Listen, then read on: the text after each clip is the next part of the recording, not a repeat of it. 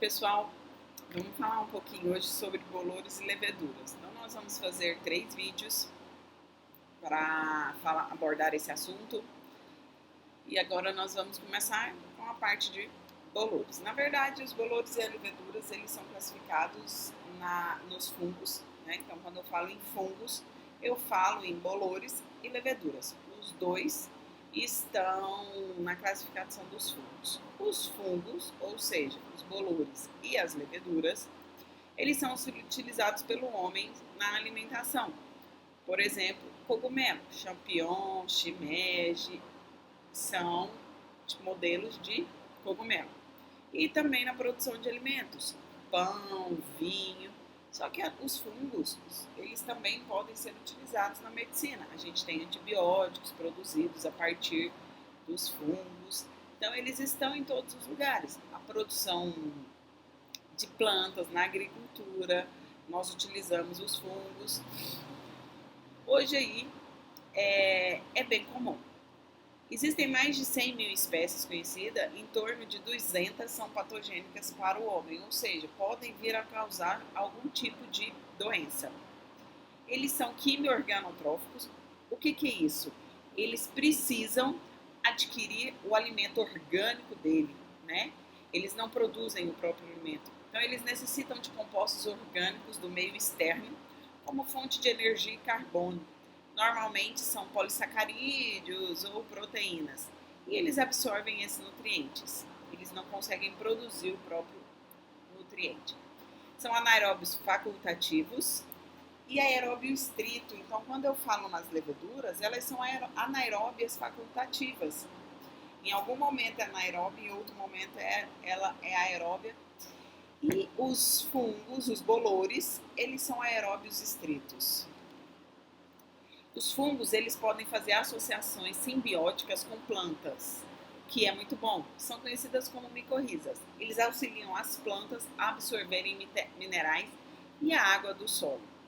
Então, a comparação dos fungos e das bactérias. O fungo é um ser eucariótico e as bactérias um ser procariótico, né? Então, falando em eucariótico e procariótico, que a gente não tem nenhum vídeo que aborda sobre isso, nós temos aí 2 células bacterianas atrás de mim, né? Então, a redondinha, eu tenho uma célula eucariótica e suas organelas, e a alaranjada, azul e verde, eu tenho uma célula procariótica. Célula procariótica não tem organelas, são as bactérias, tá? Então, aqui eu tenho um flagelo, uma camada, uma cápsula, fímbrias ou pile, um ou outro pode ser considerado pile, parede celular, membrana plasmática, que é o azul, o amarelo é o citoplasma. Então, a gente tem núcleo, ribossomo, plasmídio, a membrana plasmática fazendo o mesossomo e eu tenho uma membrana eucariótica, que os fungos, eles são classificados como seres eucarióticos. Então, eles possuem núcleo definido, mitocôndria, citoplasma, mitocôndria, retículo endoplasmático liso e rugoso, citoplasma todos têm, né? Lisossomos, os ribossomos estão no retículo endoplasmático, as células eucarióticas vegetais têm um cloroplasto, os vacúolos. Então, são esses 2 tipos de célula, tá? Vamos voltar para a nossa aula.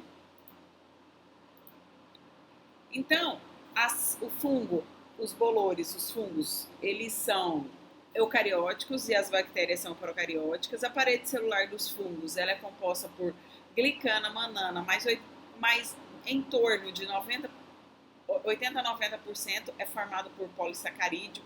Outros constituintes, tais como proteína, estão dentre os 10% e normalmente os fungos, eles são formados por quitina. São usados esporos na reprodução, tá? E o metabolismo dos fungos é heterotrófico ou quimio-organotrófico, né? Aeróbios ou anaeróbio facultativo.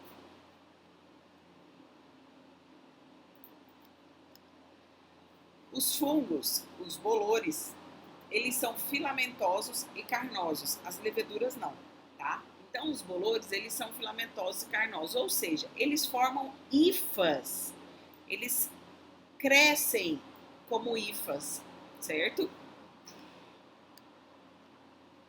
Então, eles são multicelulares ou filamentosos. Várias hifas formam um micélio. A parte visível, a parte macroscópica, visível a olho nu, são várias hifas formando um micélio que tem um esporo aéreo na pontinha, que é como se fosse o desenho do bolor que nós estamos vendo aqui. E esse esporo é a junção de várias hifas formando o micélio. Os esporos, eles não possuem a mesma resistência dos esporos bacterianos ao calor e a ambientes secos. Eles podem ser destruídos com uma facilidade maior. E, normalmente, eles fazem tanto reprodução sexuada como assexuada. E a reprodução assexuada dele é por esporos do tipo conídeo. Podem existir aí mais de um tipo de esporo do tipo conídeo. As hifas, elas podem ser septadas ou cenocíticas. As septadas é porque elas são cortadas por septo e todos os septos existem esporos aí. E as cenocíticas, elas não têm os septos. Só que os septos, eles têm um buraco e os esporos, os núcleos, né, que estão dentro, que são as bolinhas roxas que vocês estão vendo, eles conseguem andar. Então acaba que mesmo a septada, ela pode ser considerada cenocítica. Aí os fungos carnosos são os conhecidos cogumelos, tá? São fungos macroscópicos, como os cogumelos, fungos de troncos de árvore. Seu corpo é formado por um micélio que cresce em um substrato como solo, madeira em decomposição e um corpo de frutificação. Fica acima do solo, formando e liberando esporos que germinam e originam um novo fungo. Então, eles vão liberando, por isso que quando a gente vê no solo, num cantinho tem um cogumelo, mais para frente vai ter outro. E aí a gente ainda tem os líquens, que é uma associação de uma alga, uma cianobactéria, com um fungo. Possui diversas cores e podem ser considerados indicadores de qualidade do ar, porque eles são muito sensíveis à poluição. E os fungos, alguns deles são dimórficos, ou seja, eles crescem tanto na forma de fungo filamentoso, como na forma de levedura. Então, isso vai depender da espécie, normalmente é comum nos fungos patogênicos, e o dimorfismo vai depender da temperatura, da quantidade de CO2. Então, se ele for dependente da temperatura, a 37 graus ele vai crescer como levedura, se ele for um fungo dimórfico. A 25 graus ele vai crescer como um fungo filamentoso.